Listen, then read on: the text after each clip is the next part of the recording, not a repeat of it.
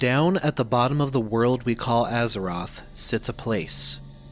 A vast desert of shifting sands, slicing winds, and steep rock faces that seem to rise to the very sky. It's a place that only the boldest of adventurers ever venture. Past the never-ending bronze landscape of Tanarus, and through the death trap Titan Petri dish experiment known as the Crater of Ungoro.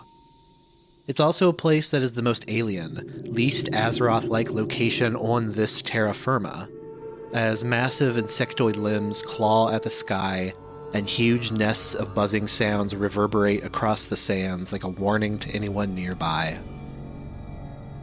Silithus is a fascinating zone, both as part of the lore of Warcraft, but also as a former in-game zone in Vanilla WoW that served both as the hub for the game's third set of raid content, but also as the site of a massive undertaking never before seen in an MMO, let alone video games.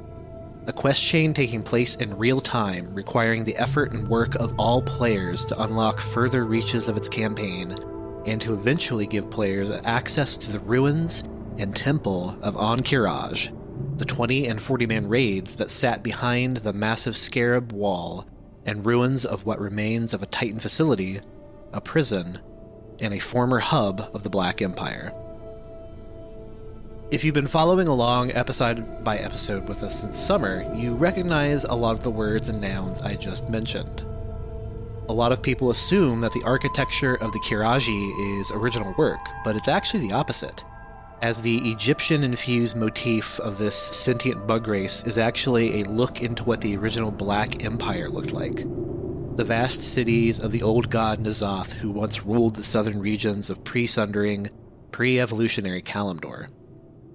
You see this reflected in the Ny'alotha raid, as the dream realm of Ny'alotha begins to come into contact with the reality of Azeroth and attempts to overlay what the Black Empire used to look like over top our world of Warcraft. This is all to say that Silithus, the ruins and Temple of Ahn'Qiraj, and nearby Oldham are all connective tissue to the origins of Azeroth, the work of the Titans, and the domain of perhaps the most well-known of the old gods, Cthulhu, creator of the Silithid and Qiraji. Your friends will abandon you. At this point, the War of the Shifting Sands and the Ahn'Qiraj War is literal history if you've been playing World of Warcraft long enough. The event brought about in patch 1.9 of Vanilla WoW was a massive undertaking, a gated raid event and server-wide storyline requiring players on both sides of the Alliance Horde War to work together, farm materials, do quests, kill enemies, and focus attention on Silithus, all in order to unlock these two raids. And this was done on a server-by-server basis, so some servers worked faster than others to unlock the secrets of AQ 20 and 40. All of it is just an example of the mystique and aura of original WoW that is the peak of gaming lore and hardcore gaming legend. So you're forgiven if you know very little about this massive event that combines the histories of the Night Elves, the Titans, the Bronze Dragonflight, the Silithid, Druids, and more. Today, on Essence of Azeroth, we bang a gong once more and delve into the mysteries hidden by the shifting sands as we discuss the Ahn'Qiraj War, the boss fights of AQ 20 and 40, and the one title and mount you'll probably never see anyone have in-game. Ever. Never. I've only seen one. This is Essence of Azeroth. Today's episode is brought to you by the patronage of our subscribers over on Patreon, including Brooke, Otto, Melissa, Bergen, and Kelly. Their support keeps the lights on and the caffeine flowing, especially for this episode. It is our longest one to date. So consider giving to the podcast over on our Patreon page at patreon.com/Essence of Azeroth, where you'll get access to our Discord, an invite to our guild on Asgalore, and my undying devotion for supporting my passion project to bring lore from WoW to one and all. Thank you, and on with the show.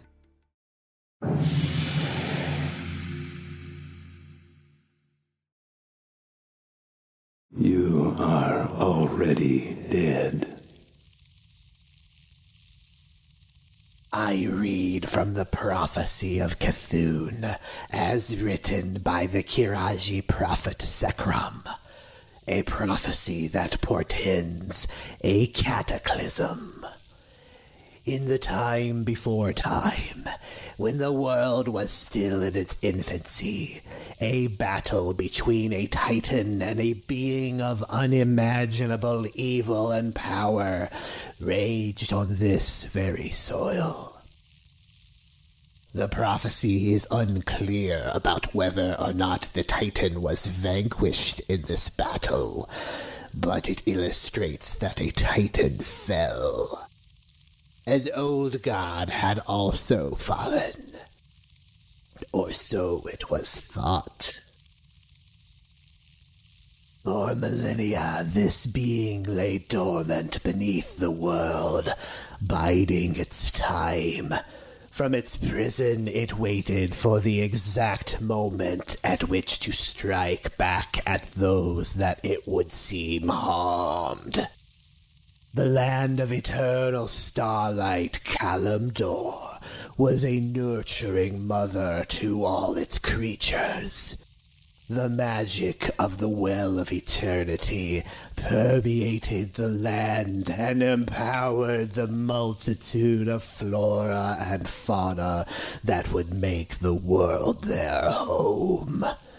From this magical ether were born the Silithid. It was through the Silithid that the brooding old god would reach and attempt to sunder the world that it once held in its unmerciful grasp. The old god would create avatars from the Silithid in its own image. These avatars were known as the Kiraji, sentient and with purpose. The Kiraji would name their creator. Cthulhu was born. For many thousands of years, the Kiraji worked feverishly to build a force capable of laying waste to the world that would betray their god.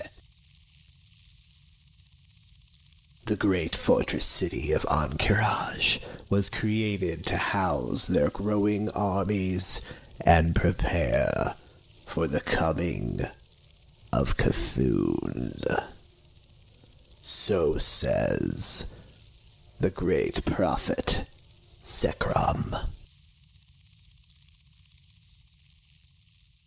Your courage will fail.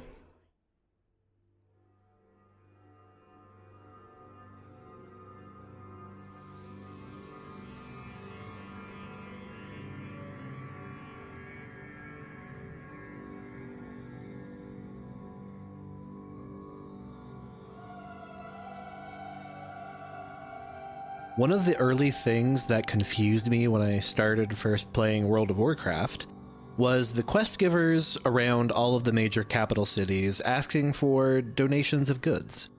Wool, cloth, ore, etc., etc. The game didn't explain it, nor what it was connected to, and being a new player that didn't understand a darn thing that was going on, I assumed I needed to do that stuff for some kind of reward. So I started hoarding it all, forgetting any crafting or gathering levels I could have been getting from using the massive amount of cloth, ore, and anything else I could get my hands on. Lo and behold, when I turned that stuff in just to get boxes of stuff, scarabs, random colored items with no description or use, and gear I could never hope to use. Cool. I love that for me. And so started my fascination with Silithus and Ahn'Qiraj. I had to get to the bottom of this weird mystery I found myself in as a fledgling priest, and talk about some kind of war that already appeared to be long over. It's one of the strange things about playing World of Warcraft for the first time, and based on when you started playing, kind of being thrown into the whole storylines that have ran their course kind of thing. But the breadcrumbs are just there, floating around. A lot of that has been fixed since Cataclysm took all of Vanilla WoW and either removed or retrofitted much of its content. One of the areas that saw the most of that change is Silithus, a former max-level zone found in southern Kalimdor and sequestered off by a skyscraper mountain range and a desert lined with massive bug legs, tornado-like swarms of insects, and a giant wall at its very southern edge. And while the core of Silithus remains intact, the zone has actually changed massively across multiple patches. First, with Cataclysm and the Twilight Hammer cult ran by Cho'Gall moving in, which we will talk about later, and once again in Legion when, in a last effort to kill the World Soul of Azeroth, the Burning Legion leader Sargeras threw his massive sword into the fleshy earth of Azeroth, piercing the planet and leaving this massive sword still stuck in Silithus even now. It would be easy to assume that Silithus and its barren, unforgiving nature is due to the Sundering or something else. But the easiest explanation for this massive desert is that the Black Empire of the Old Gods began here, and Silithus is the site of many, many, many major wars that occurred all before the Sundering even took place. As we mentioned, this Egyptian-styled architecture that is the signature of the Qiraji is actually the design and structure of the original Black Empire, of which the Old Gods controlled. It wasn't until the defeat of the Black Empire by the Titan-forged armies of nearby Oldham that the eldritch horrors of Azeroth were locked away, including Cthulhu, the originator of the Qiraji. Your heart will explode. I think that's also why I find the ruins and Temple of Ahn'Qiraj fascinating. It's a former Black Empire city turned into a Titan-forged facility to imprison Cthulhu, and then once more turned into a Qiraji hive. Layers upon layers, like a disgusting onion. And hey, raise a hand if you're tired of each episode of Ascents of Azeroth starting with the Titans and the Old Gods and yada yada yada. I know I sound like I'm repeating myself, but so many things begin with the Titans and their efforts to create life, all for the purposes of enriching the world soul of Azeroth so that it may one day become the chosen one savior, Titan of legend. But enough about that. We're here to talk about two raids. The 20-man Ruins of Ahn'Qiraj and its bigger, uglier, meaner older brother, the Temple of Ahn'Qiraj, a 40-man dungeon and central hub for patch 1.9 of an entire quest chain, world bosses, and more. AQ 20 and 40 are fascinating to me, in that 20 is sort of the modern-day equivalent of a catch-up dungeon. Its loot table was meant as onboarding or jumping on point for players who hadn't raided during the Blackwing Lair era, or were looking to find a way to get their gear together before tackling AQ 40. It's heavily rumored that AQ 20 was originally meant to be part 1 of AQ 40, with the end leading right into the underground prison of Cthulhu. You can somewhat see this when the daytime setting changes to a starry night upon beating the final boss of AQ 20, Osirian the Unscarred. However, before jumping into Ahn'Qiraj, we need to know its lore and its background, especially in this case, as initially the Scarab Wall of Silithus was sealed tight, and the only way to get it open was a server-wide effort between Alliance and Horde players to reconstruct an ancient bronze dragonflight relic and right the wrong of a war known as the War of the Shifting Sands.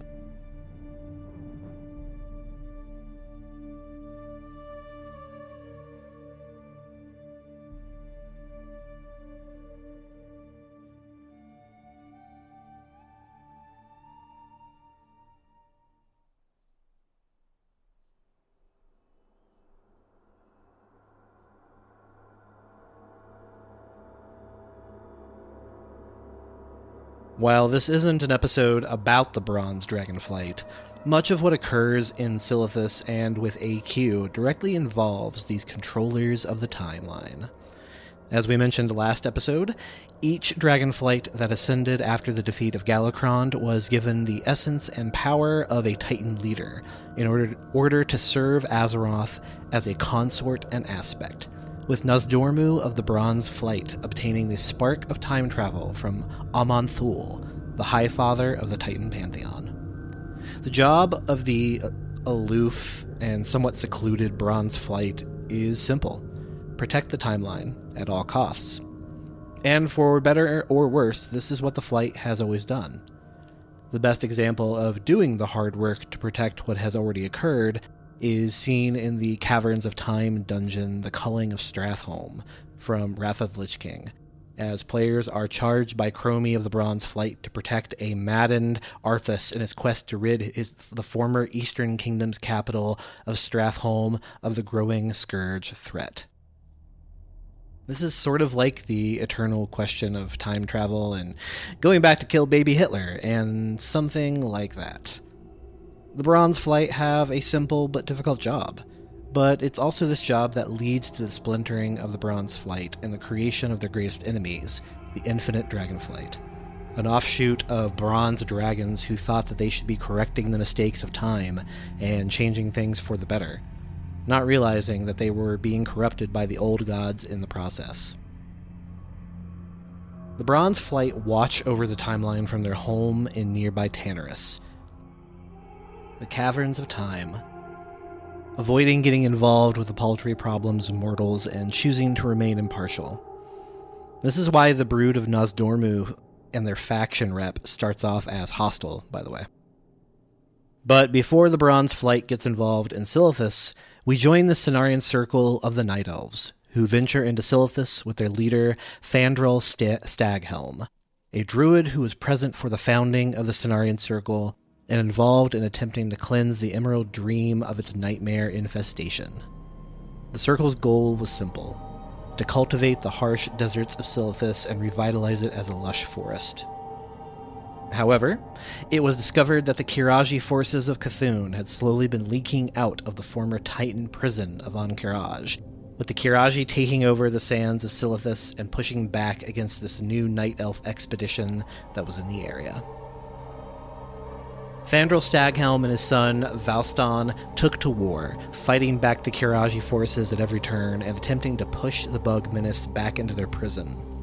Staghelm was a creative, effective general with no equal, so much so that he earned a name among the Qiraji elite, the Hand of Earth.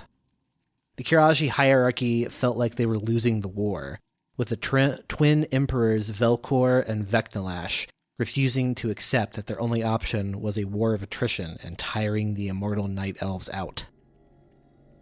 And so the twin imps ordered their top general, Rajax, to find a weakness in the Hand of Earth and turn the battle.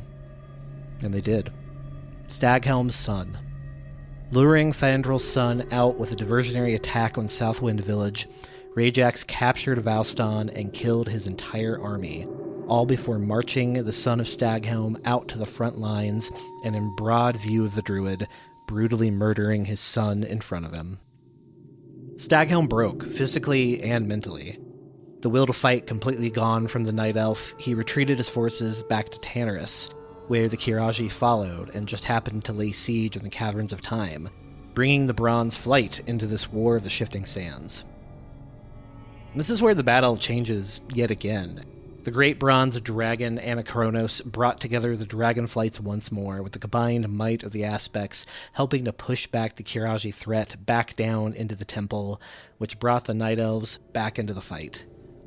In fact, only one casualty by the dragons was suffered, when the bronze dragon Grakakond, no relation to Galakrond, was slain by the aforementioned Osirian the Unscarred, with the bones of the dragon becoming a holy site for the Anubisath creations of the Qiraji.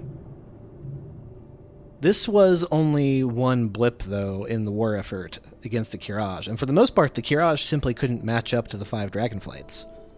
And yet, the Qiraji couldn't be beaten completely, so Fandral and the Flights devised a new strategy: lock away the Qiraji army for good.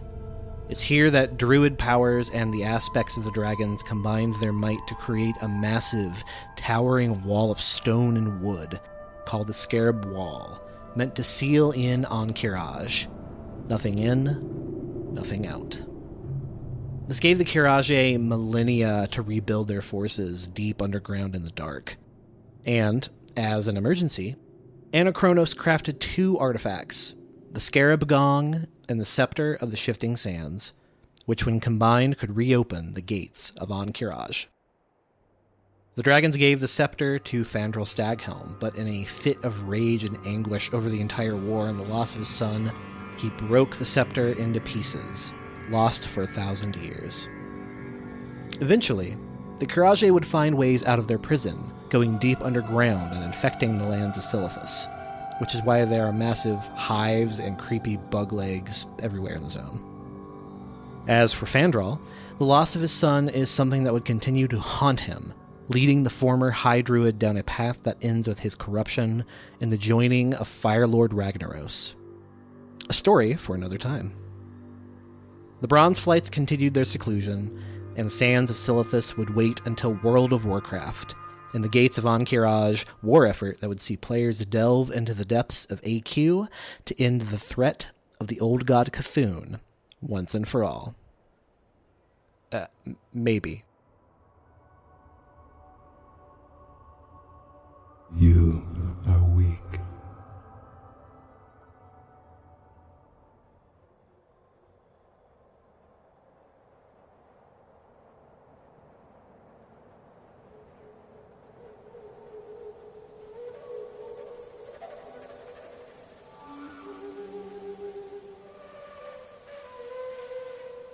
The Gates of Ahn'Qiraj event remains to be one of the most unique things ever in any video game.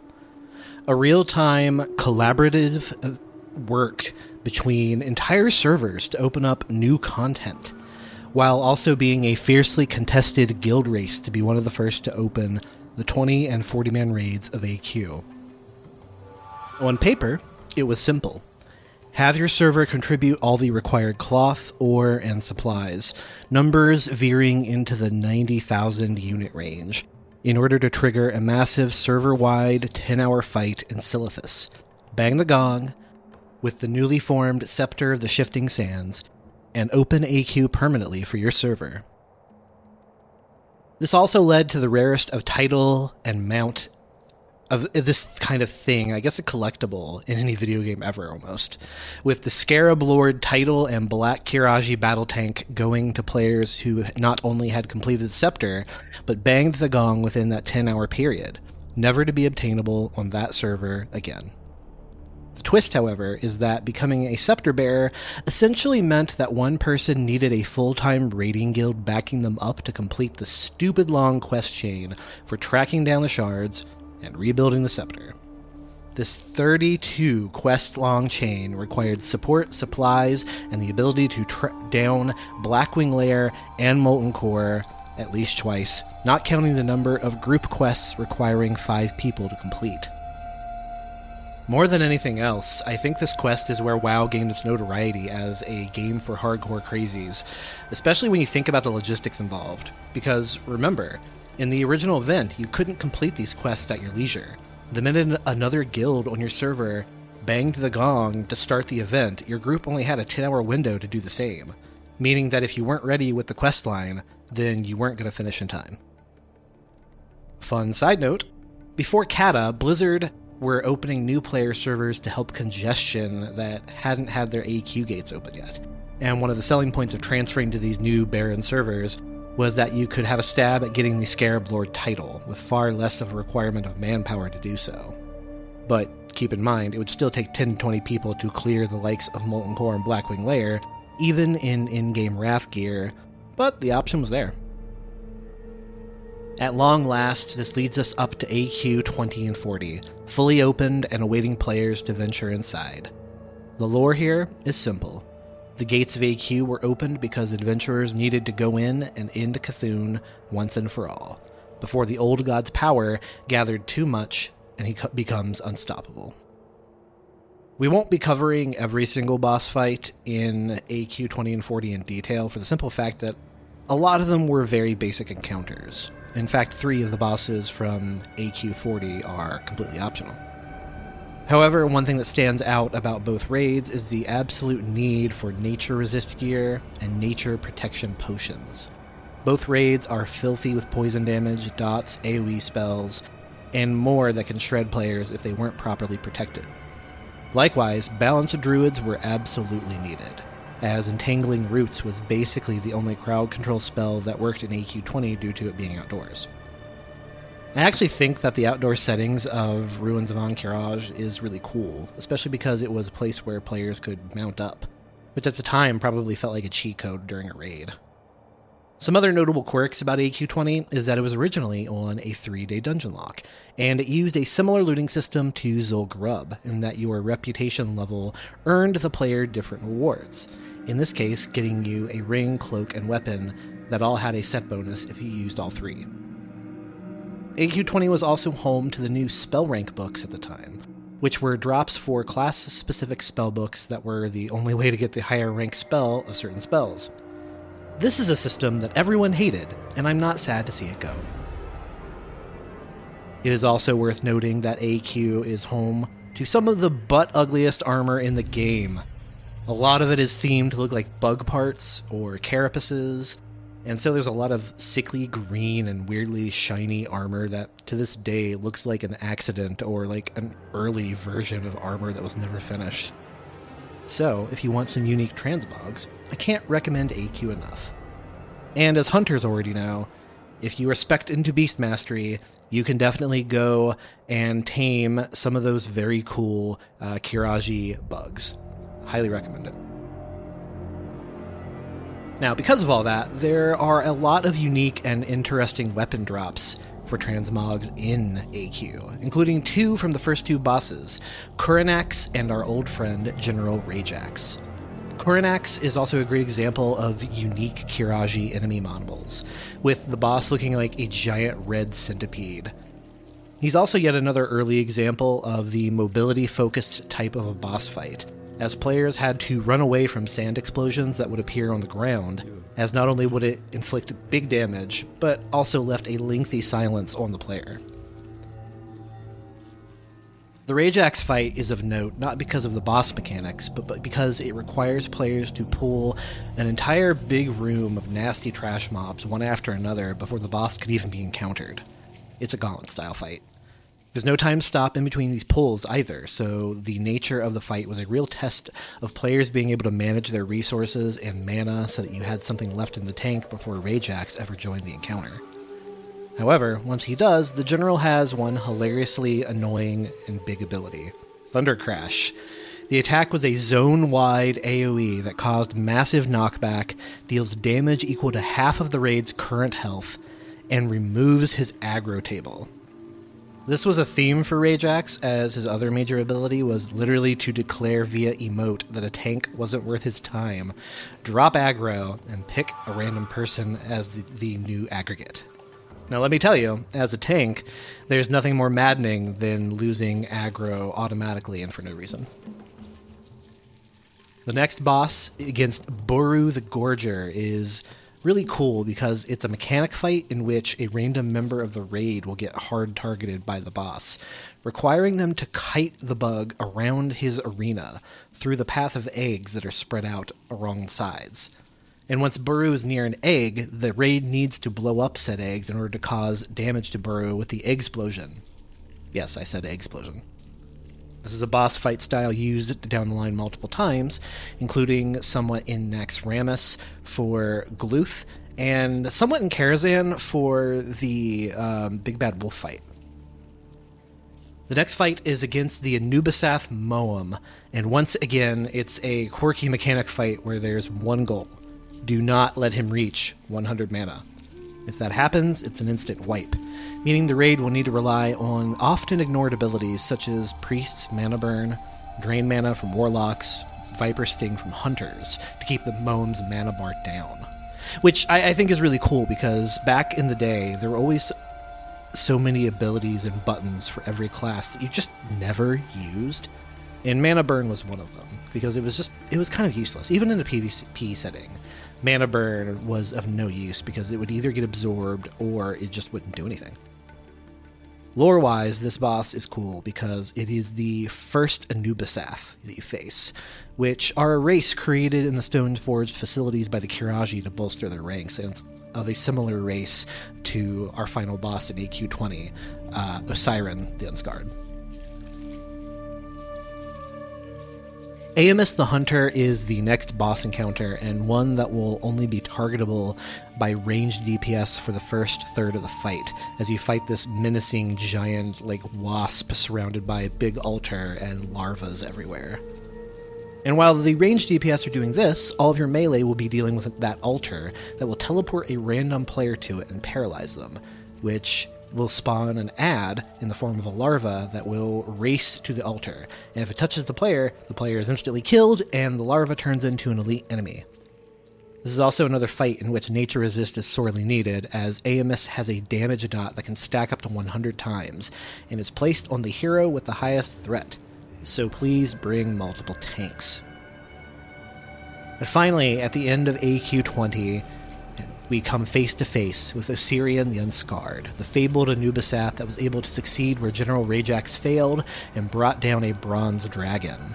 That's actually why Osirian is the final boss of AQ20, is because in the canon, the Twin Emperors placed Osirian in charge of Rajax to make sure that he would never fail again, where Rajax had failed to take down any of the bronze dragonflight. And I love that a little bit. It's shade personified. It's bug shade. It's almost like bug snacks. Players will need to send a party member out into the arena to scout for activatable crystals that pop up from the ground against Osirian, which, when brought into contact with the boss, will remove his buff that gives him a 300% damage buff, as well as making him weak to a specific class of magic for 45 seconds. Because of this, Osirian can actually take a lot of damage quickly, so the tanks needed to spend the first third of the fight gaining a huge aggro lead. And this was also back in the day when rogues were essentially useless in raids. They were squishy, they were just damage dealers. They didn't really have much to do. But here, they shine because you were able to send rogues out without getting the aggro of any of the elemental ads that would spawn or getting caught in anything, and they would be able to find the crystals that you needed to kite Osirian into. After downing the Unscarred one, players could receive the head of the boss, which gave a nice boost in Brood of Nozdormu rep, and a new necklace for their troubles.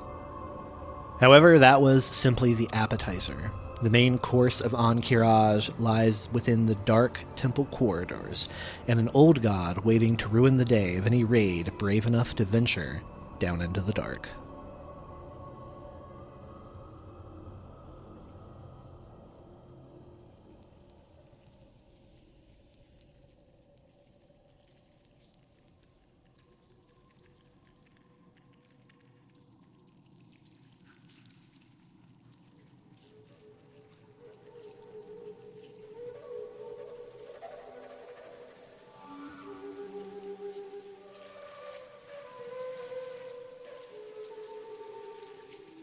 We're only going to be talking about 2 of the encounters from AQ40, but said fights might also be 2 of the most notorious encounters in all of WoW raid history.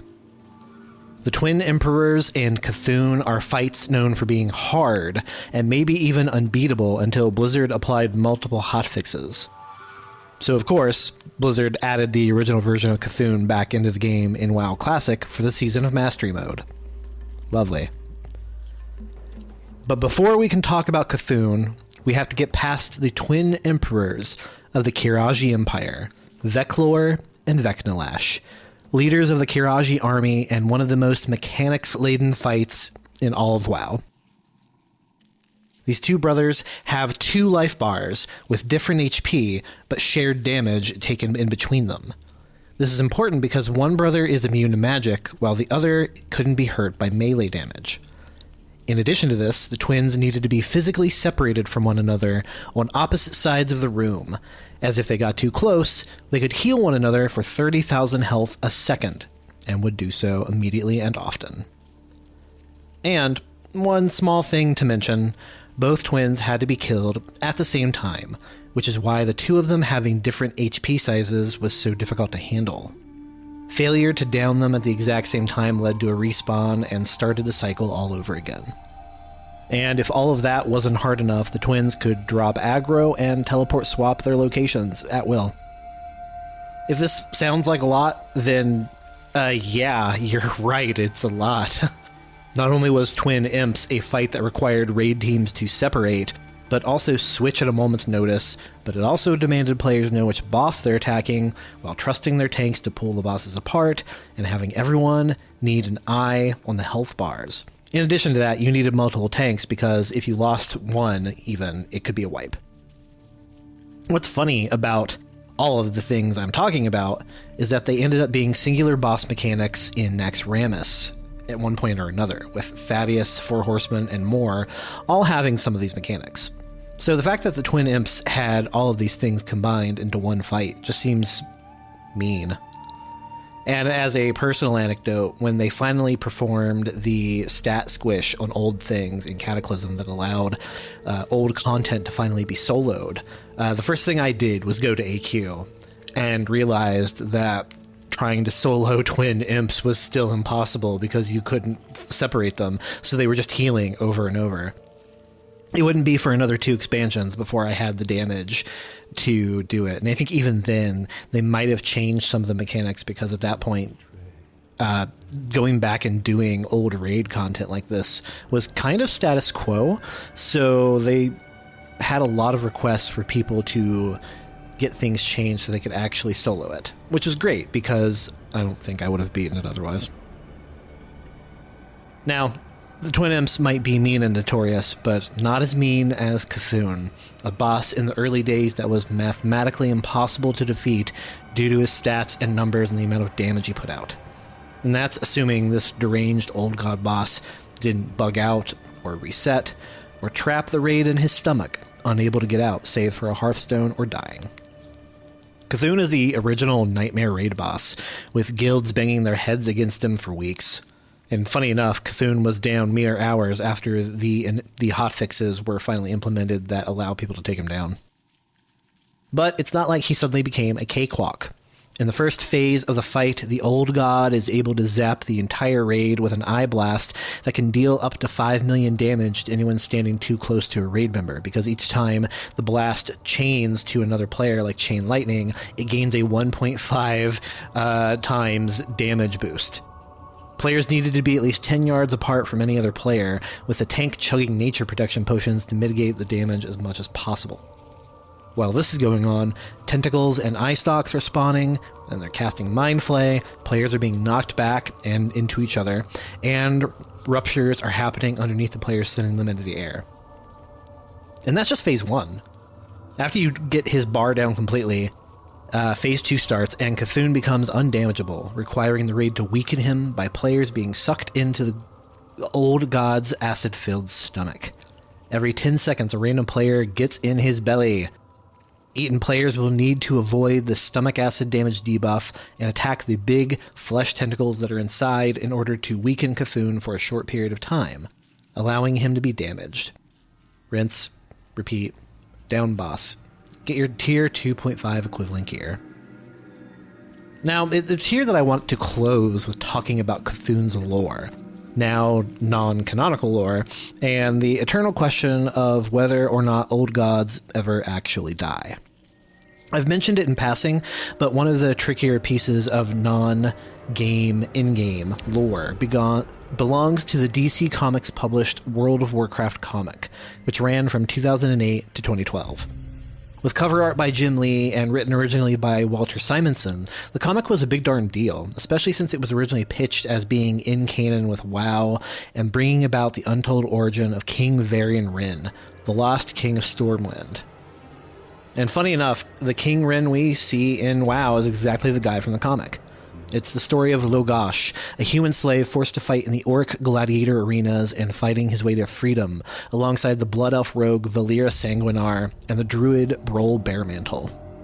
All of these characters would later appear in-game, starting with Wrath of the Lich King, but the interesting story from the DC comic involves Cthulhu, Cho'Gall, and the weird half-breed son of Medivh and Garona, and a return to Ahn'Qiraj. According to the comics, while the Wrath of the Lich King pre-patch event was going on with Arthas attacking the capitals, Cthulhu was resurrected by Cho'Gall, now leading the Twilight's Hammer and moving the cult into Silithus territory to take over the zone, as well as the AQ raid.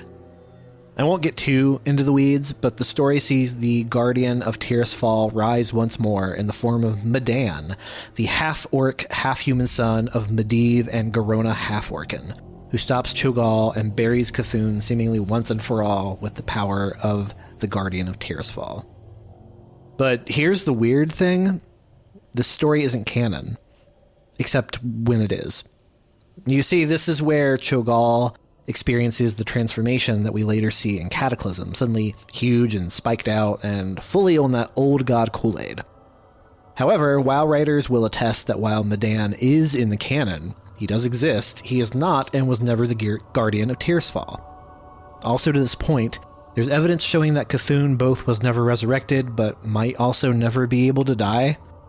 After all, it's pointed out multiple times that the old gods live outside the normal cycle of life and death. But to that point, Bran's Bronzebeard said that the defeat of N'Zoth was the end of Azeroth from being affected by the corruption of the old gods. So, what is right here? What's real? I suppose that the joy of authorial intent and word of God is what we look at here, and that it's all true, and it's all false, all at the same time. Cho'Gall was definitely corrupted by Cthulhu, and the Twilight Hammer definitely does move into Silithus and take over the Temple of Ahn'Qiraj, though not reflected in the game, but there's no sight nor sound of the son of Medivh. However, you can never count anything out in WoW lore, and Cthulhu is a surprisingly popular villain in the canon, even having an entire Hearthstone set somewhat revolve around him. It's my wish that at some point World of Warcraft goes through yet another Cataclysm-like rebuilding of the world, updating it to reflect lore changes and bringing back old zones and characters with the intent that we find Cthulhu alive, well, and ready to go once more. Considering that big ol' sword is still buried in Silithus, and Sargeras knew all too well that the old god was buried there, I have to believe that everyone's favorite one-eyed eldritch horror may yet soon rear his ugly head. Thank you for joining me yet again for Essence of Azeroth. Some show news and notes here before we go. We hit over 10,000 total downloads lifetime just this past week, and it was the 2-year anniversary of me starting the podcast. I cannot say thanks enough to everyone who has checked out an episode or commented or shared or given money or anything else. Thank you, truly. With a new expansion coming, I can't wait to create more content for all of you and for me to enjoy. Yes, I'm that weirdo that listens to my own podcast. And secondly, with the new expansion coming, we have 2 more episodes until launch. Wild, right? Next time on Essence of Azeroth, we're going to be delving into the mysteries of the Emerald Dream and connect some dots we've been setting up for the last few episodes, talking the betrayal of Fandral Staghelm, the corruption of the Green Dragonflight, the Emerald Nightmare, and why the leader of the Greenflight is coming back to Azeroth. Until next time, remember not to leave dots on Cthulhu if you're trying to solo him, because if you're in his stomach, you'll be instantly killed and you'll have to run all the way back inside. It's not fun. Ask me how I know. Take care.